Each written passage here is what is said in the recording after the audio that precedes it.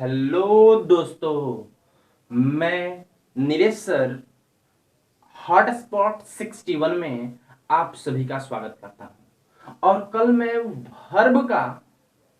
Verb का first part पढ़ाया था और आज मैं सेकंड पार्ट पढ़ाने जा रहा हूं।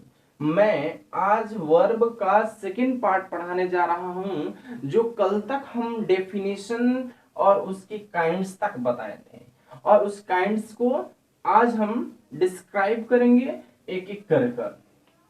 चलिए स्टार्ट करते हैं।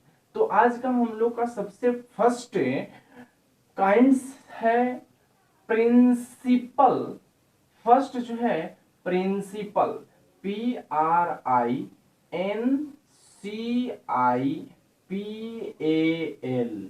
Principal verb. क्या है? Principal verb. पार्ट कौन सा? पार्ट जो है two, part two, PART, part two जो है चैप्टर टू। यानी कल जो है चैप्टर 1 वर्ब का डेफिनेशन और उसके काइंड्स बता दिए थे। आज पार्ट 2 पढ़ रहे हैं प्रिंसिपल वर्ब, यानी कि सहायक क्रिया। प्रिंसिपल वर्ब यानी कि सहायक सॉरी प्रिंसिपल वर्ब मीन से हम लोग प्रधान क्रिया क्या पढ़ रहे हैं? प्रधान क्रिया। अब इसी चीज को हम लोग डिस्क्राइब करेंगे। इसका डेफिनेशन देखते हैं सबसे फर्स्ट। इसका डेफिनेशन क्या है? DEFINATION। डेफिनेशन मीन्स होता है परिभाषा। डेफिनेशन मीन्स होता है परिभाषा। हम लोग पढ़ रहे हैं परिभाषा। इन चीजों का, प्रिंसिपल वर्ब का हम लोग डेफिनेशन पढ़ रहे हैं, यानी प्रधान क्रिया का हम लोग डेफिनेशन पढ़ रहे हैं। डेफिनेशन क्या पढ़ रहे हैं कि प्रिंसिपल वर्ब, यहां पर जो है कि principal verb PRINCIPAL, principal verb VERB verb are those verb THOSE, those verb. Principal verb are those verb which expresses EXPRESS, which expresses an action ACTION, an action by themselves THEMSELVES, themselves is called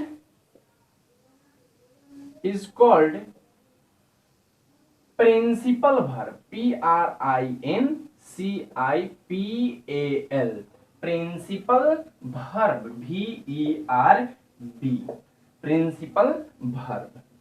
फिर से एक बार repeat करते हैं इन चीजों को। अब हम इसका हिंदी भी बताएंगे कि प्रिंसिपल वर्ब किसे कहते हैं। तो principal verb are those verb, यानी कि प्रिंसिपल वर्ब मीन सहायक क्रिया, प्रधान क्रिया वह क्रिया है जो किसी कार्य को स्वयं प्रकट करता है। यानी किसी कार्य को स्वयं प्रकट करने की क्रिया को हम लोग प्रधान क्रिया कहते हैं, यानी कि प्रिंसिपल वर्ब कहते हैं। समझ में आ रहा है ना? इसी चीज को प्रिंसिपल वर्ब। एग्जाम्पल थोड़ा सा हम लोग देख लेते हैं कि the boy plays the cricket CRICKET, cricket. यानी कि कहने का मतलब है कि the boys plays the cricket. यहां पर प्रिंसिपल वर्ब कैसे काम कर रहा है, यानी कि स्वयं कैसे? तो देखिएगा, द बॉयज क्या है? एक नाउन है। ये क्या है? ये जो है एक प्रिंसिपल वर्ब है। अब यहीं पर पहचानेंगे कि प्रिंसिपल वर्ब है। ये क्या है, फिर यहाँ पर एज ए ऑब्जेक्ट के रूप में कोई नाउन आया है, यानी कि ये क्या है, अब यहाँ पर हमें ऑब्जेक्ट पकड़ना है, O B J. Principal verb are those verb which expresses an action by themself. देखिएगा, अगर बोलता है कि लड़का क्या करता है, क्रिकेट खेलता है, यानी कि लड़का ही नहीं रहेगा तो क्रिकेट कौन खेलेगा। तो यहां पर सबसे पहला चीज क्या है, इंपॉर्टेंस इसे द बॉय को दिया, अब तब जो है खेलने की प्राथमिकता दी गई। तो ये जो प्राथमिकता किनके द्वारा हो रही है, तो ये जो है बॉय के द्वारा किसी क्रिकेट को खेला जा रहा है, इसी चीज को ये प्लेज है, ये हमारा क्या है, प्रिंसिपल वर्ब है। अब प्रिंसिपल वर्ब में हम ये पकड़ते चलेंगे अभी कि ये कौन सा रूप है, तो ये जो है हमारा वर्ब 5 है। कौन सा है, वर्ब 5 है। समझ में आ रहा है। अब चलते हैं दूसरा एग्जाम्पल, थोड़ा सा दूसरा एग्जाम्पल हम देखेंगे कि वी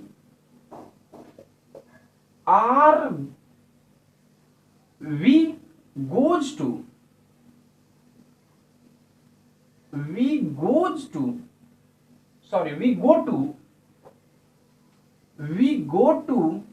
पटना। अब यहां पर वी गो टू पटना, हम बोल रहे हैं कि we go to Patna. We क्या है, तो वी जो है एक सब्जेक्ट है जो कि प्रोनाउन के रूप में यूज कर रहे हैं, यानी कि PRONOUN, प्रोनाउन को शॉर्ट फॉर्म में प्रो लिखते हैं। ये जो गो जो है ना, यही जो है हमारा सबसे पहला प्रिंसिपल वर्ब है, जो वर्ब 1 है, जो क्या है, वर्ब 1 है। अब पटना क्या है, ये ऑब्जेक्ट है, ऑब्जेक्ट में ये एक नाउन है। नाउन है, क्या है, एक नाउन है। समझ में आ रहा है ना, कि ये जो है हमारा यहाँ पर गो जो है, ये क्या है, ये प्रिंसिपल वर्ब है। समझ में आ रहा है ना। और पटना क्या है, तो पटना एक ऑब्जेक्ट है। द जो boy plays the cricket, the boy के साथ जो आया प्लेज, ये प्लेज भी क्या है, तो ये प्लेज भी एक प्रिंसिपल वर्ब है। समझ में आ रहा है ना।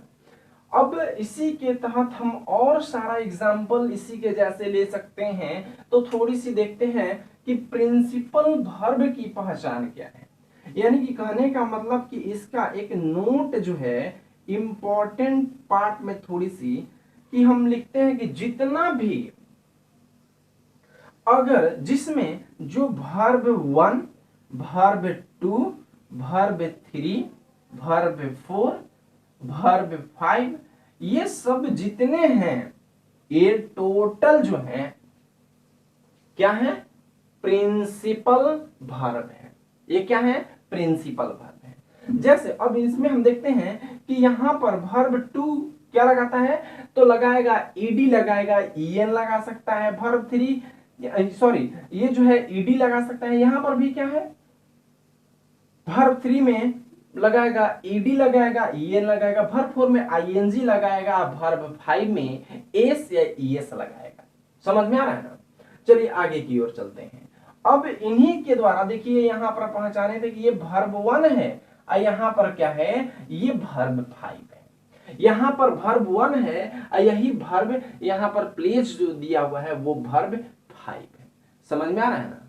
चलिए अगला टॉपिक चलते हैं। थोड़ा हम लोग प्रिंसिपल वर्ब को तो आज कंफर्म क्लियर कर चुके हैं, इसी 2 एग्जाम्पल के माध्यम से और सारा एग्जाम्पल प्रैक्टिस में दिया जाएगा। तो चलते हैं, अगला हम लोग का टॉपिक है ट्रांजिटिव वर्ब। अगला टॉपिक है हम लोगों का क्या, ट्रांजिटिव वर्ब। थोड़ा इसी का काइंड्स हम लोग पढ़े थे, ट्रांजिटिव वर्ब।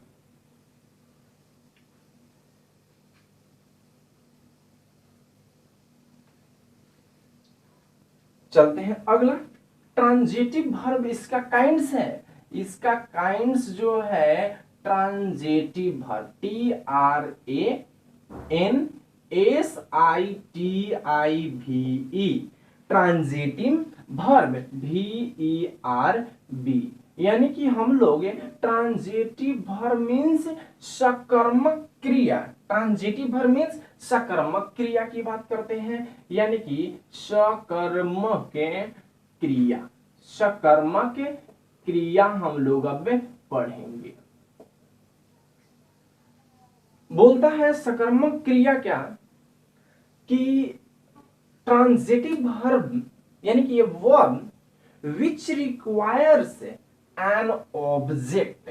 क्या डेफिनेशन थोड़ा सा देख लेते हैं। डेफिनेशन मीन्स परिभाषा, ये बहुत बार पीछे से हम रटते आ रहे हैं।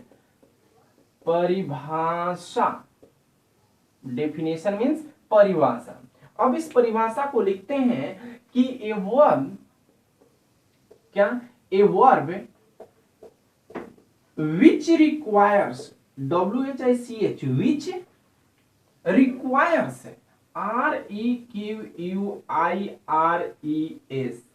a verb which requires an object, OBJECT, an object to complete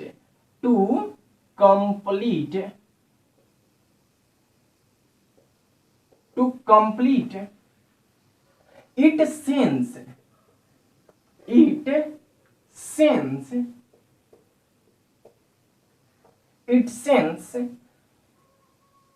or is called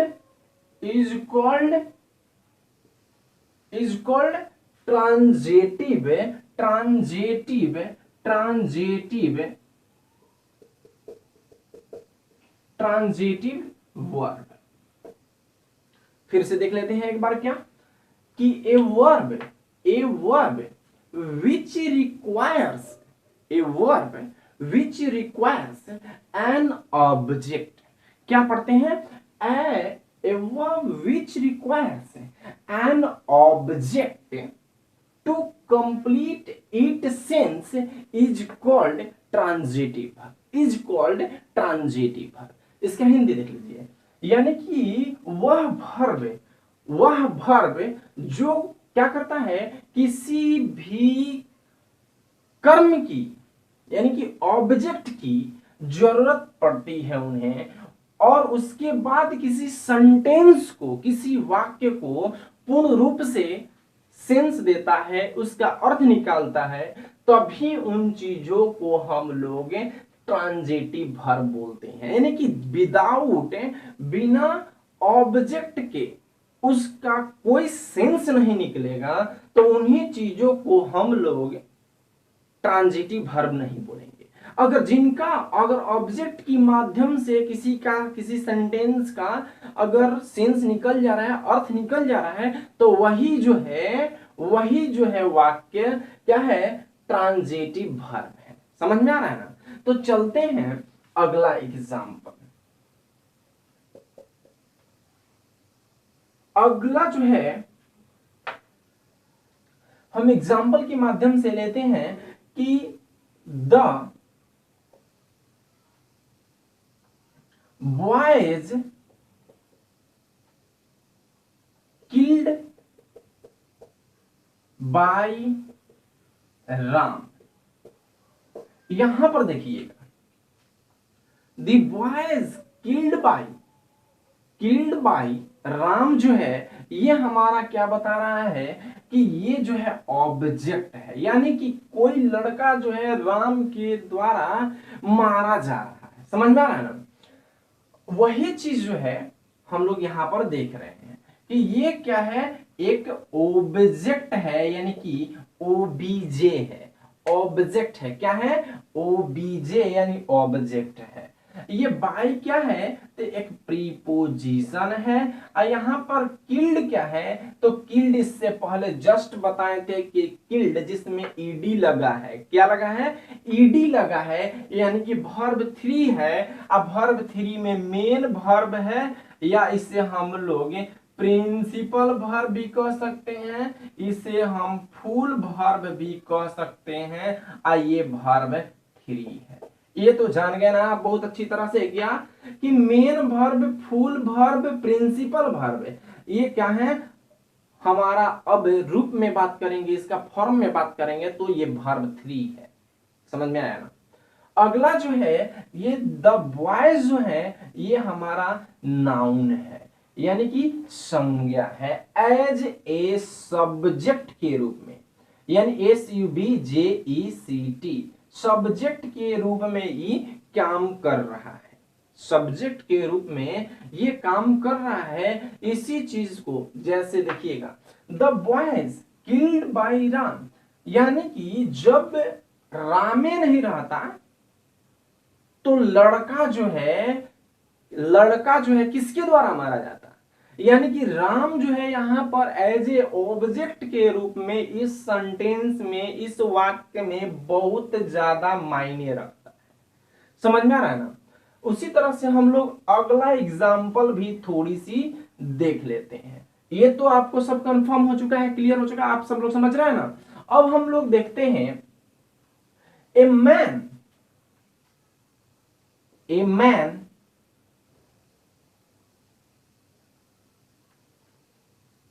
killed by a man killed, यहां तक सुनिए, पहले इस पे पकड़ते हैं। ए मैन किल्ड जो है, क्या ये जो है ट्रांजिटिव वर्ब बन सकता है? क्या ये ट्रांजिटिव वर्ब बन सकता है? तो ये ट्रांजिटिव वर्ब नहीं बन सकता है। क्यों? क्योंकि इसके बाद देख लीजिए ये क्या है, ये एक सब्जेक्ट है। सब्जेक्ट तो मालूम चल रहा है ना कि ये क्या है, ये एक सब्जेक्ट है।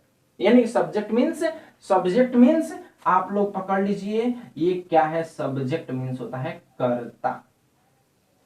और ये वर्ब है, कौन सा वर्ब है? तो ये वर्ब में हमारा प्रिंसिपल वर्ब है। बहुत बार रटते आ रहे हैं कि प्रिंसिपल वर्ब का शॉर्ट फॉर्म क्या होता है, P.V, यानी PV यानी कि प्रिंसिपल वर्ब। समझ में आ रहा है ना। अब जो है, अब यहां पर देख रहे हैं कि इसके बाद कोई ऑब्जेक्ट नहीं है, यहां पर OBJECT होना चाहिए था, यानी OBJ यानी कि यहां पर क्या होना चाहिए था, कर्म होना चाहिए था। जो कर्म यहां पर नहीं है, इसलिए ये क्या है, ये ट्रांजिटिव वर्ब नहीं है। ये क्या है, ये जो है इंट्रांजिटिव वर्ब है। ई जो है, ये सेंटेंस जो है ये इंट्रांजिटिव वर्ब है। समझ में आ रहा है ना। अब जो है इसी में अगर कोई ऑब्जेक्ट हम जोड़ देते हैं, कोई भी ऑब्जेक्ट जोड़ देते हैं, तो ये क्या बन जाएगा, ट्रांजिटिव वर्ब बन जाएगा। यानी कि यहां पर इंपॉर्टेंस क्या है कि यहां पर जो लिखे हैं कि verb which requires an object, तो ऑब्जेक्ट में हमें यहां पर पुट करना पड़ता कि क्या कोई ऑब्जेक्ट लगा देंगे तभी जो है यहां पर इसकी वैल्यू मिल जाएगी। उसी तरह से इसका ऑब्जेक्ट लगाकर देख लेते हैं थर्ड एग्जांपल में कि इनका ऑब्जेक्ट लगाने के बाद क्या होता है। तो देखिए अगर यहां पर लिखते हैं कि the man killed a snake, क्या लिखे हैं कि द मैन यानी कि आदमी की बात कर रहा है, यानी कि द मैन जो है एज ए सब्जेक्ट यानी कि कर्ता के रूप में यहां पर आ रहा है। ये मैन क्या है, तो मैन जो है एक नाउन है। मैन क्या है, एक नाउन है। यहां पर किल्ड क्या है, तो किल्ड जो है एक वर्ब है। अब वर्ब में ये प्रिंसिपल वर्ब है।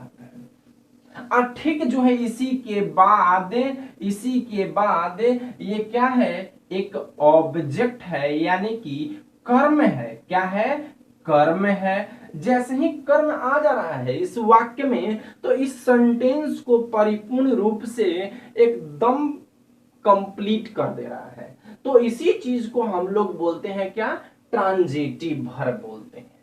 अब अगला चैप्टर, अगला पार्ट में जो है हम लोग पढ़ेंगे इंट्रांजिटिव वर्ब। समझ में आ रहा है ना। क्या अगला चैप्टर में हम लोग यानी कि अगला पार्ट में पढ़ेंगे अगला पार्ट में पढ़ेंगे, अगला भाग में पढ़ेंगे हम लोग क्या, इंट्रांजिटिव वर्ब। समझ में आया ना।